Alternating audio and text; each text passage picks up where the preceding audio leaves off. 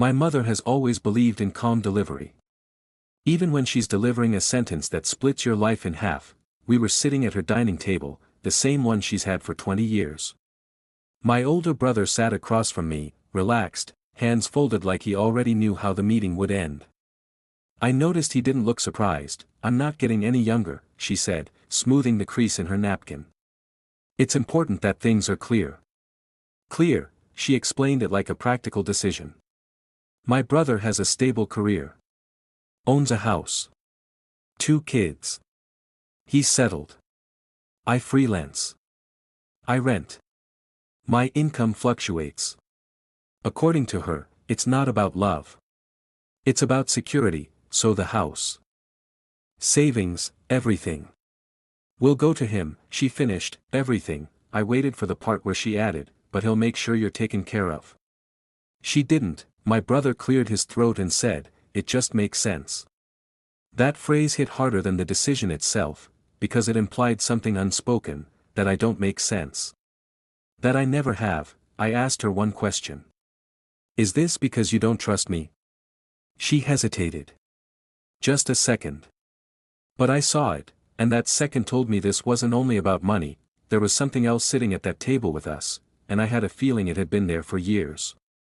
I've always known my brother was the safer bet, not smarter.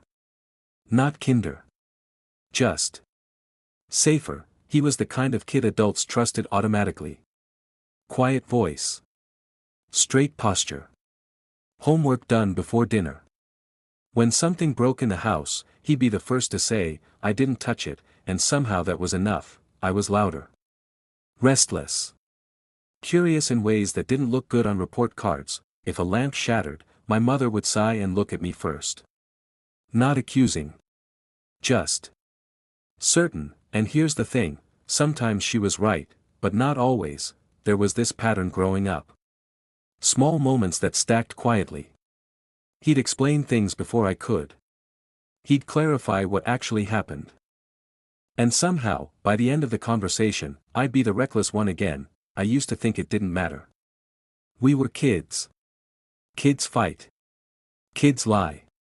Parents guess, but now, sitting at that dining table as a grown man, hearing that everything would go to him because he was responsible. It felt less like a financial choice and more like a verdict that had been waiting decades to be delivered. The responsible son, the unpredictable one, those roles got assigned early, and we never really switched. What bothers me isn't that she chose him, it's that she chose the version of me she decided on when I was 10, and I'm starting to wonder what exactly happened back then that made her so sure. Because there was one memory we never talk about, and I think that's where this really begins. If you asked anyone in our family to describe my brother, they'd use the same 3 words: steady, dependable, protective. That one always stood out to me. He leaned into that role early. Walked me to school when we were younger. Stepped between me and a kid who shoved me in 5th grade. Even took the blame once when I forgot to take the trash out. That story gets told at holidays like it's proof of his character. He's always looked out for you, my mom says, smiling at him like he's still 12. What nobody remembers is that I didn't ask him to take the blame, he just did, and somehow, even that made me look worse. Like I needed saving. As we got older, the gap between us widened in ways that didn't look dramatic from the outside. He chose accounting. I switched majors twice. He saved for a house.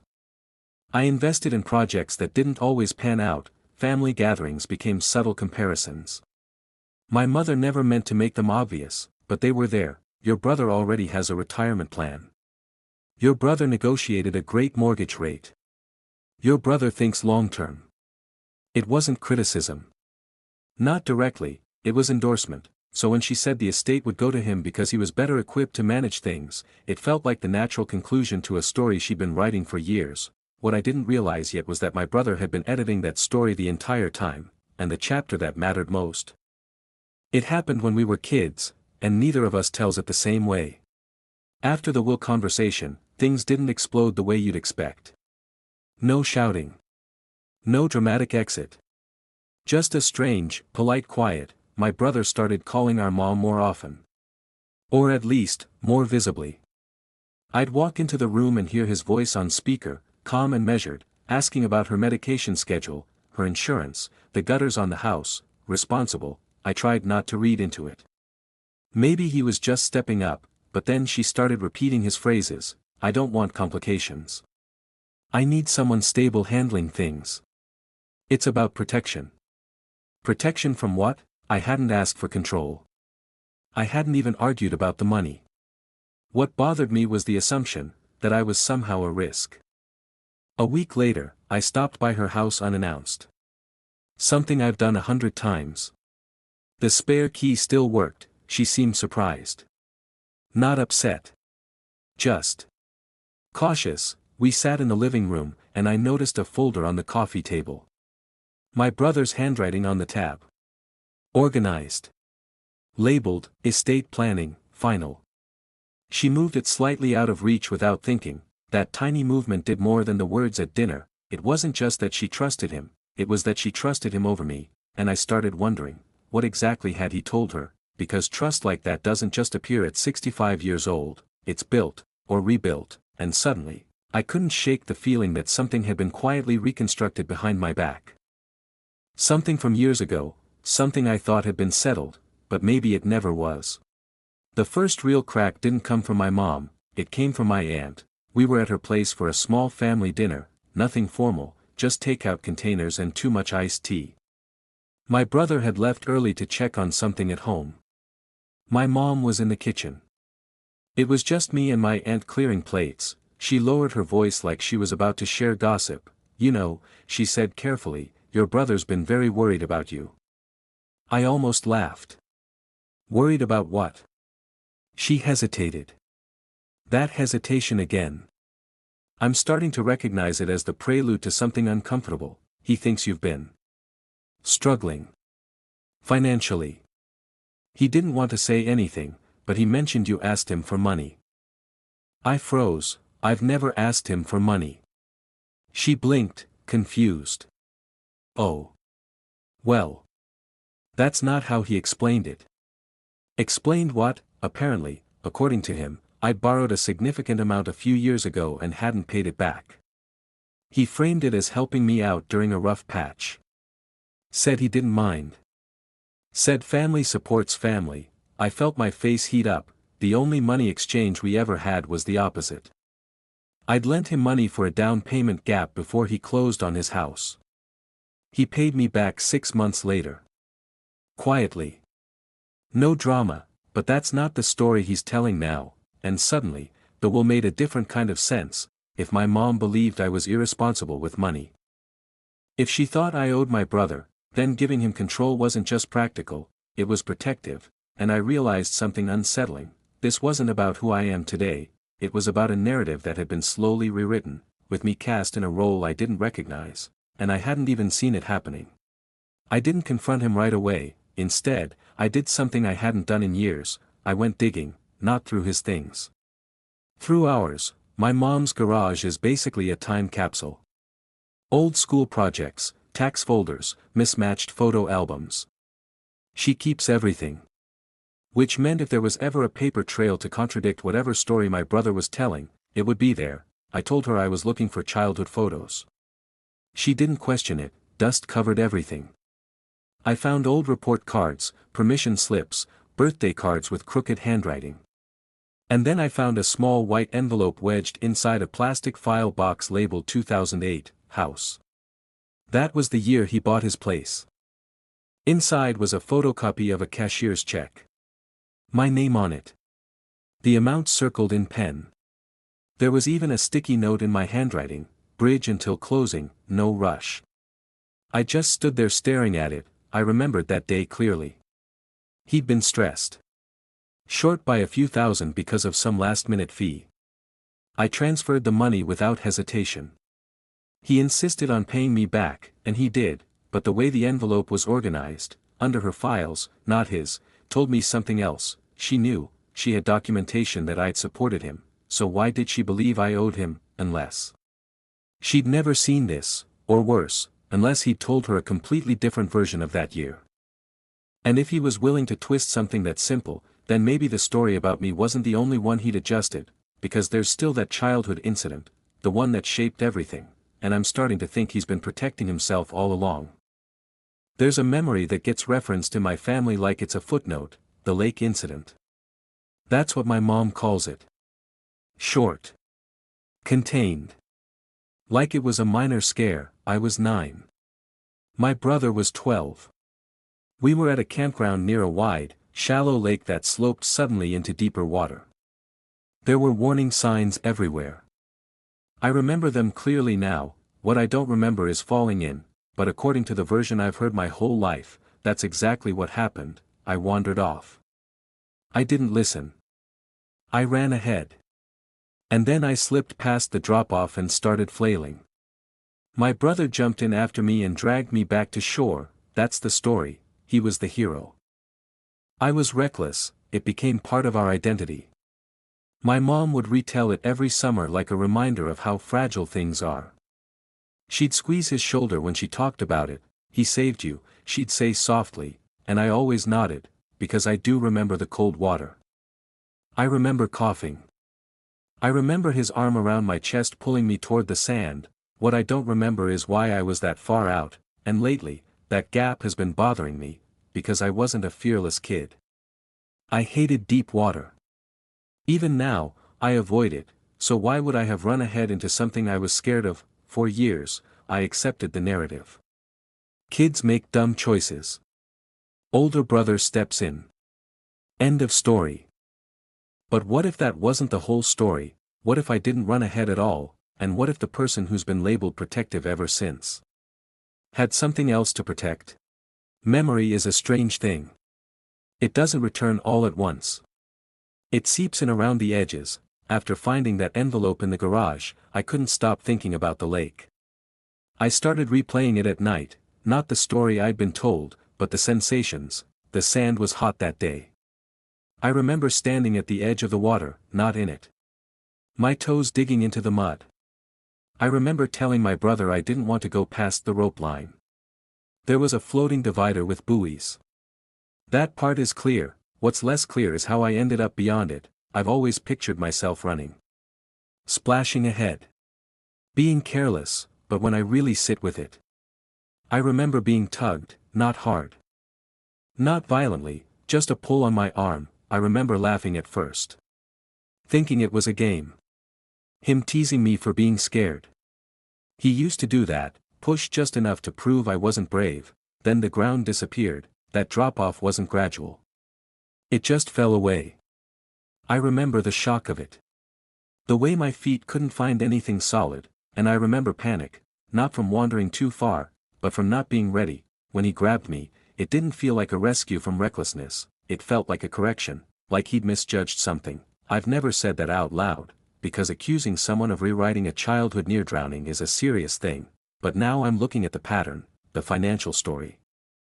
The unstable narrative, the will, and I'm starting to wonder if that day became the foundation, if that day turned him into the hero, and me into the liability, and maybe neither of us ever challenged it, until now. I didn't plan to confront him at first. I kept replaying the lake incident, the envelope, the financial lies in my head. But anger has a way of forcing your hand. One evening, I showed up at his house. He answered the door like he always does, calm, a little too polished, like he'd been expecting a visitor. I didn't bother with small talk. I found the envelope in Mom's garage, I said, holding it loosely, almost letting it slip from my fingers. The one with the check. Your down payment. The one you borrowed from me. He smiled. That polite, practiced smile. Oh, that. I figured you'd eventually remember. I froze. Not from his words, but from the implication. He knew he was rewriting things, and he was waiting for me to figure it out. You've been telling Mom I owe you money, I said. My voice cracked a little, not from weakness, but from frustration. Why? He shrugged. Calm. Casual. I didn't say it like that. I just mentioned that there was some financial help you needed in the past. She drew her conclusions. I didn't stop her. I blinked. The betrayal wasn't in the lie itself. It was in the passive letting it happen. In trusting that misrepresentation would stick and shape her perception of me, and the lake?" I asked, my hands gripping the envelope tighter. "The story Mom tells. You know, I remember it differently." He hesitated, almost imperceptibly. "Then, I was 12. You were 9. You can argue about details all you want, but I was the one in control that day. Someone had to be. You can't rewrite that." The words stung. Not because they were untrue, but because they framed everything. I had been the reckless one again. Even when I remembered otherwise. Even when the reality was murkier, I realized then that this wasn't just about money or childhood memories. This was about him cementing a narrative that made him untouchable. And my mom. My mother had bought it, lock, stock, and barrel, and for the first time, I wondered if exposing him would hurt him, or finally hurt me. I didn't want a confrontation at first. I wanted clarity. But as I pieced things together, clarity morphed into a need for justice, or at least for the truth to see the light. It started with small digs. Casual questions when Mom was around. "Hey, remember that time at the lake? Did I really run ahead?" I watched my brother's face tighten slightly, and Mom would nod absently, believing the story she'd been told. Then I found an old diary, mine, tucked in a box in the attic. Pages yellowed, ink faded, but the memories were intact. I read the passages about the lake, about the check for his down payment, about feeling like I was constantly under his shadow. Armed with this evidence, I decided to make a move. I drafted an email to Mom, carefully worded, factual, and impossible to misinterpret. I included scans of the diary, the envelope, and even copies of old text messages showing him repaying me. I paused before sending. My finger hovered over the send button for what felt like hours. Finally, I clicked it. The reaction was immediate. Mom called me, voice trembling. I didn't realize. I thought. My brother called too, feigning calm concern. "You don't need to stir up the past. We're family." It was the first time I saw the cracks. The first time I realized he had underestimated me. That his careful edits of the past were vulnerable to evidence. For a moment, it felt like I had won. Like truth had a chance, but then I noticed her silence on the other line. That pause before she spoke again. And I realized something that made my stomach twist. The lie I almost exposed wasn't completely about him, it was about both of us, and some truths, I was learning, weren't ready to be shared without consequences. The day I finally sat down with my mom, alone, I expected clarity. Maybe even an apology.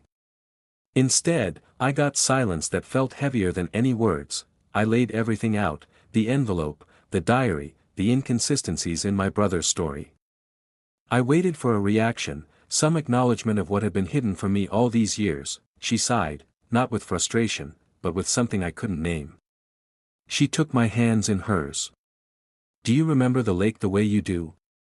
She asked softly. "Yes," I said, bitter. "I remember you telling me I was reckless. That your version is the truth." She shook her head slowly. "It's not about that. It's about what happened afterward. Something neither of you has talked about in years." I frowned. She told me then, in a voice I barely recognized as gentle, that day at the lake had been more complicated than either of us remembered. My brother hadn't just saved me, he'd panicked. He tried to grab me, yes, but he had slipped himself. He hit his head slightly on the dock as he pulled me out. That was why he became so protective, why she had trusted him over me in every subsequent decision. The moment sank in. I realized that all the years of my being cast as reckless, unstable, or irresponsible had been based on one misremembered event, interpreted differently by everyone involved. My mom's choice wasn't about favoritism. It was about survival, hers and his. It made the betrayal feel smaller and yet bigger at the same time. Smaller because I understood the reason. Bigger because the entire structure of our family's assumptions had been built on a single fractured memory, and my brother. He hadn't lied maliciously. He had survived too, carrying the weight of a story that cast him as the hero, the responsible son, I realized then that exposing him might not fix anything. It might only tear apart the fragile narrative keeping us all sane. I thought I could do it quietly. A gentle unveiling of truth, just the facts laid out, leaving no room for misinterpretation. I imagined Mom reading the diary entries, seeing the envelope, finally understanding the distortions my brother had allowed to persist. But reality doesn't work like a thought experiment. The first step was confronting him again, this time armed with undeniable evidence. I put the envelope on the table between us, the diary open to the exact pages describing the down payment and his repayment. He looked at it, and I watched that calm facade crack just slightly, enough to know I had him. "I'm done letting this define me," I said. "You've been shaping everyone's perception of me for years. And I won't let it continue." He laughed softly, but it wasn't humor. It was disbelief. "You really think this changes anything?" "I don't care what you think," I said. "I care what Mom knows. She deserves the truth." It was at that moment that Mom walked in. Her expression was unreadable. She looked from me to him, and back again, and finally settled her gaze on the diary in my hands. The room was silent for a long time, the kind of silence where every unspoken word carries weight. I realized that exposing him wasn't about punishment, it was about unearthing the reality we buried under years of assumptions. He tried to argue, tried to justify, but the evidence was undeniable.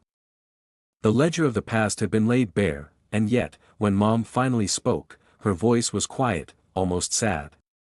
"I knew parts of this. I just wanted to protect both of you." Protect. That single word echoed in my head. I realized then that exposing him didn't bring victory. It brought clarity, but clarity came with its own cost. Her eyes were tired, lined with the kind of fatigue that comes from carrying secrets for decades. She didn't scold, she didn't cry, she didn't even raise her voice. She just looked at both of us, as if weighing every choice we'd made, every lie we believed, every assumption that had shaped our lives. "I never meant to hurt you," she said finally, voice barely above a whisper. I thought I was protecting the one who needed it most. Her words hit me harder than any argument could have. For years, I'd imagined betrayal in black and white, my brother against me, Mom taking sides. But now it felt like shades of gray had swallowed the room. She explained that after the lake incident, she'd watched us carefully. She'd seen my brother step into responsibility, step in when things went wrong, even when it wasn't his fault. And with me, she saw potential, yes, but also impulsiveness, risk, moments where luck seemed to carry me through. The will, she said, was never about favoritism. It was about trust. About who I could rely on if something happened to me. I wanted to argue, to say that trust should be earned, not assigned based on a memory. But then I remembered that moment at the lake, the fear, the panic in my brother's eyes. Suddenly, it wasn't about money anymore. It was about survival, protection, something that had started decades ago. I realized that the tension, the anger, the jealousy, it had all been brewing over an event none of us fully understood. And now, even with the truth exposed, there was no clear victory. We were all wounded. Bitterness lingered. And yet, beneath it, there was a strange relief, a chance to confront reality, even if it was uncomfortable. I left her house that day knowing something important: exposing the past doesn't always heal it. Sometimes, it just forces you to live with it. After that day, things didn't return to normal. Not really. My brother stopped smiling quite so easily around me. Mom's calls became shorter, her laughter quieter. And I felt like I'd won and lost all at once. The truth was out, yes, but the revelation didn't feel like liberation. It felt like stepping into a house where the walls had been repainted in shades I wasn't sure I could recognize. Family dinners became tense. Small gestures that used to feel ordinary, passing the salt, teasing comments, someone asking for help in the kitchen, now carried weight. Every glance seemed to ask, who remembers it correctly? Who is trusted more? I started avoiding those gatherings, telling myself I needed space. And yet, I found myself replaying that lake incident again and again, wondering how a single moment had dictated so much. How my mother's choices, my brother's edits, and my own assumptions had shaped decades of interactions, quiet resentments, and unspoken comparisons. I also realized something else, that I could expose a truth, but I couldn't control how it landed. My mom still loved us both. My brother still had his protective instincts. And I still had my pride, wounded but intact. Sometimes, at night, I catch myself imagining confronting him again, laying out the entire sequence of manipulation, exaggeration, and assumption. But then I stop, because I know it would accomplish little more than opening old wounds. Silence settled over us like a heavy fog. It wasn't hostility, exactly, and it wasn't forgiveness either. It was something in between, the uneasy calm that comes when everyone knows more than they can act on, and in that silence, I realized that some truths are heavier than lies, and some betrayals are woven into love so tightly you can't untangle them without tearing the whole thing apart. Weeks passed, then months. Life moved forward, or at least it tried to. But the questions lingered, like shadows stretching across the floor long after the sun has set. I keep asking myself, did I have the right to expose him? To challenge the story my mother had built, the narrative my brother had reinforced. I know the truth now, the memory of that day at the lake and the small misinterpretations that shaped decades. But knowing it doesn't erase the weight of what I did, sometimes I imagine a version of events where I stayed silent. Where the diary stayed hidden in the attic, the envelope untouched in the garage. Maybe our family would have continued its quiet patterns. Maybe I would have remained the unpredictable one. But without the overt tension between us, other times, I think exposing him was inevitable. That truth, buried and quietly rewritten over years, needed daylight. Maybe it was about protecting myself as much as anything else. Or maybe it was about forcing Mom to confront the past honestly, even if it shattered the careful balance she had maintained, the hardest part. Neither outcome feels fully right. My brother still loves Mom, still carries that same protective energy, and yet I know he's aware of the cracks I exposed. Our relationship isn't broken, not entirely, but it's fractured, small, invisible fractures that hum quietly under the surface, and my mother. She remains both gentle and distant. She's forgiven us both, in her way, but she'll never undo the decisions made from fear, from memory, from love tangled with worry. Some nights, I lie awake thinking, should a parent forgive a child's mistakes, or protect the one they trust most? And I realize I might never know the answer. All I know is that our past is no longer neatly divided into hero and reckless, stable and unstable. It's messy. Ambiguous. Human. And maybe that's exactly how it's meant to be.